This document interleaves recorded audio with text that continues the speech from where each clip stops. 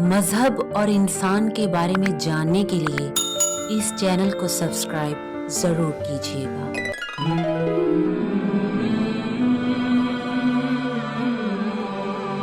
किसी मोमिन मर्द या औरत को ये हक नहीं कि जब अल्लाह और उसका रसूल किसी काम का हुक्म फरमा दें तो उनके लिए अपने इस काम के करने या ना करने का इख्तियार हो।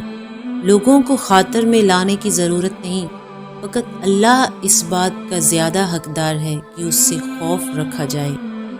अल्लाह और उसके फ़रिश्ते रसूल अल्लाह पर सलावत भेजते हैं, तो ए ईमान वालो तुम भी सलावत भेजते रहो और सलाम करते रहो। अल्लाह फरमाते हैं कि मेरे बंदों में शुक्रगुजार बंदे बहुत कम हैं और अल्लाह नाशुक्रों को भी सज़ा देता है। माल और औलाद तुम्हें अल्लाह की बारगाह में करीब नहीं ला सकते, बल्कि ये ईमान और अमले सौले है। अल्लाह हक को बराबर दिल में डालता रहता है।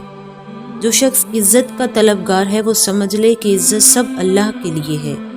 जो बुराइयों की तदबीरें करते हैं उनके लिए शदीद अजाब है। वही लोग ही खौफ खुदा रख सकते हैं जो अज़-गैब खुदा से डरते हैं और नसीहत मान लेते हैं। दो समंदरों का पानी एक जैसा नहीं हो सकता। कोई शख्स किसी दूसरे के गुनाहों का बोझ नहीं उठाएगा, चाहे वो कुर्बतदार ही क्यों ना हो। बड़ी चालें चालबाज को ही घेरे में ले लेती हैं।